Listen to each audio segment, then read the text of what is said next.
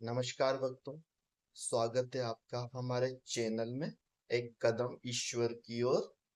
हमारी भारतीय संस्कृति में कई लोक कथाएं और पौराणिक कथाएं बहुत चर्चित और रोचक है। ऐसी एक रोचक कथा है एक विचित्र नेवले की।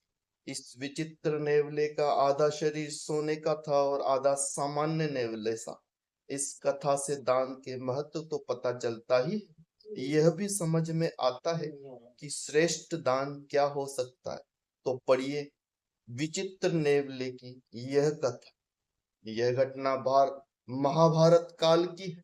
कुरुक्षेत्र का युद्ध समाप्त होने पर युधिष्ठिर को हस्तिनापुर का राजा घोषित किया गया। तब उन्होंने अपने सहायकों के भले के लिए एक यज्ञ का आयोजन किया। यज्ञ बहुत ही भव्य था और उसमें सभी सहायकों को कीमती तोहफे दिए गए थे। इस यज्ञ में पधारे समस्त ऋषि मुनि राजा महाराजा अन्य अतिथिगण पूर्ण संतुष्टि के साथ प्रस्थान कर चुके थे। पांडव भ्राता और श्री कृष्ण यज्ञ की सफलता की चर्चा में मगन थे। पांडव इस उम्मीद से संतुष्ट थे कि इस यज्ञ का फल उन्हें अवश्य प्राप्त होगा। पांडव श्री कृष्ण की यह बातचीत चल ही रही थी कि एक नेवला राजमहल के भंडार गृह से बाहर निकला और धरती पर लौटने लगा। फिर वापस भंडार गृह में चला गया। यह प्रक्रिया उसने 4-5 बार दोहराई। यह कोई साधारण नेवला नहीं था।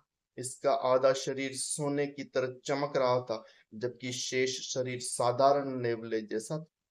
इस विलक्षण नेवले की विचित्र हरकतें देख पांडवों का बड़ा आश्चर्य हुआ। पांडवों के सबसे बड़े भाई धर्मराज युधिष्ठिर पशु पक्षियों की भाषा समझने में प्रवीण थे। वह उठे और भंडार गृह तक जाकर बोले, हे नेवले, यह तुम क्या कर रहे हो? तुम्हें किस वस्तु की तलाश है? नेवले ने आदर भाव से युधिष्ठिर को प्रणाम किया और बोला, हे राजन, आपने जो महान यज्ञ संपन्न किया है उससे आपकी कीर्ति दसों दिशाओं में व्याप्त हो गई है। इस यज्ञ से आपको जिस पुण्य की प्राप्ति होगी उसका कोई अंत नहीं है। मैं तो इस पुण्य के अनंत सागर में से पुण्य का एक छोटा सा हिस्सा अपने लिए ढूंढ रहा हूँ। नेवले की बात सुनकर युधिष्ठिर असमंजस में पड़ गए। उन्होंने नेवले से पूरी बात स्पष्ट रूप से कहने को कहा। तब नेवला बोला, मेरा आधा शरीर सोने का है। शेष आधे शरीर को स्वर्णिम बनाने के लिए मैं आपके भंडार गृह में लौट रहा हूँ। पूरे वृत्तांत को समझने के लिए मैं आपकी एक कहानी सुनाता हूँ। कृपया ध्यान से सुनिए। यह कहकर उस विचित्र नेवले ने अपनी कहानी शुरू की। बहुत साल पहले राज्य में भयानक अकाल पड़ा। लोग भूख और प्यास से मारे प्राण त्यागने लगे। चारों ओर त्राही त्राही मची हुई थी। उस समय एक गांव में 4 सदस्यों का एक परिवार रहता था।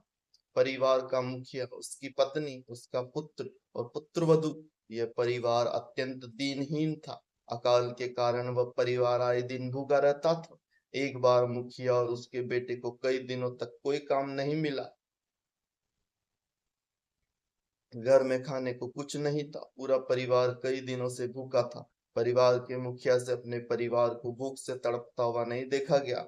वह भोजन की तलाश में निकला। काफी प्रयत्न के बाद उसे आटे का थोड़ा सा चोकर प्राप्त हो सका। वह उसे लेकर अपने घर आया। मुखिया की पत्नी ने उस चोकर की 4 रोटियां बनाई। परिवार के प्रत्येक सदस्य को एक एक रोटी मिली। वह सब मिलकर रोटी खाने बैठे ही थे कि उनके घर के द्वार पर एक व्यक्ति दिखाई दिया। वह भूख के कारण बिलबिला रहा था। मुखिया आदर पूर्वक उस घर में ले आया। उस व्यक्ति ने बताया कि वह कई दिनों से भूखा है। मुखिया उसकी बात सुन विचार में पड़ गया। उसकी आंखों के आगे अपने और परिवार की कई दिनों की भूख का करुण दृश्य उभर आए। वह स्वयं भूखा था। वह अंतर्द्वंद में घिर गया, लेकिन अंत में उसने स्वयं भूखा रहकर घर आए मेहमान को भोजन कराना अपना धर्म समझा। उसने अपने हिस्से की रोटी उस व्यक्ति को दे दी। वास्तव में वह व्यक्ति बहुत भूखा था। उसने तुरंत वह रोटी खा ली, लेकिन वह फिर गिड़गिड़ाने लगा। आपने बहुत दया करके मुझे रोटी दी, लेकिन इस खाकर मेरी क्षुधा और बढ़ गई।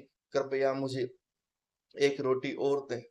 तब मुखिया की पत्नी, पुत्र और पुत्रवधू ने भी अपने अपने हिस्से की रोटियां इस व्यक्ति को दे दी। मेहमान चारों रोटियां खाकर तृप्त भाव से मुखिया के परिवार को आशीर्वाद देता हुआ चला गया।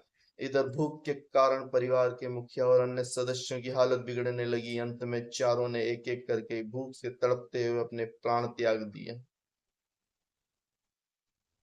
उस परिवार और मुखिया अपने धर्म और मानवता के लिए अपने प्राणों का बलिदान दिया। वह लोग स्वयं भूखे रहे किंतु घर आए अतिथि का सत्कार किया। यही कारण है उसके बचे हुए अन्न में इतना प्रभाव उत्पन्न हो गया कि उसके स्पर्श मात्र से तुम्हारा आधा शरीर सोने का हो गया। भविष्य में यदि कोई व्यक्ति उस परिवार की भांति धर्म और दान करेगा तो उसके बचे हुए अन्न के प्रभाव से तुम्हारा शेष शरीर भी स्वर्णिम का हो जाएगा। यह कहानी सुनकर नेवले ने धर्मराज युधिष्ठिर को संबोधित करते हुए कहा, हे राजन, जब मैंने आपके विराट यज्ञ के बारे में सुना तो सोचा आपने इस यज्ञ में अपार संपदा निर्धनों को दान की है और लाखों भूखों को भोजन कराया है। अतः आपने जो अपरंपर पुण्य कमाया है, संभव तो उसके प्रताप से मेरा शेष शरीर भी सोने का हो जाएगा। यह सोचकर मैं बार बार आपके भंडार घर के भीतर जाकर और बाहर आकर धरती पर लौट रहा था कि यज्ञ से बचे अन्न के स्पर्श में से पूर्ण रूपेण स्वर्णिम शरीर प्राप्त कर लूं, किंतु राजन मेरा शरीर तो पूर्व की भांति ही है। इतना कहकर नेवला मौन हो गया। युधिष्ठिर ने संक्षेप में पूरा वृत्तांत अपने भाइयों को बताया। सभी पांडव विचार करने लगे कि क्या करें। हमारे इस विराट यज्ञ का पुण्य इतना भी नहीं है कि यह नेवला अपना शेष आधे शरीर को सोने का बना सके। क्या उस परिवार का पुण्य हमारी रीति अनुकूल विशाल यज्ञ से भी अधिक है? श्री कृष्ण ने पांडवों को जब इस प्रकार चिंता मग्न देखा तो वो बोले, बंधुओं, यह सत्य है कि आपका यज्ञ अपने में अद्वितीय था, जिससे आप लोगों ने निर्धनों को जी खोल कर दान दिया है, असंख्य भूखे व्यक्तियों की भूख शांत की। किंतु निसंदेह उस परिवार का दान आपके यज्ञ से बहुत बड़ा था, क्योंकि उन लोगों ने उस स्थिति में दान दिया जब उनके पास कुछ नहीं था। अपने प्राणों को संकट में डालकर भी उस परिवार ने अपने पास उपलब्ध समस्त सामग्री उस अज्ञात अतिथि की सेवा में अर्पित कर दी।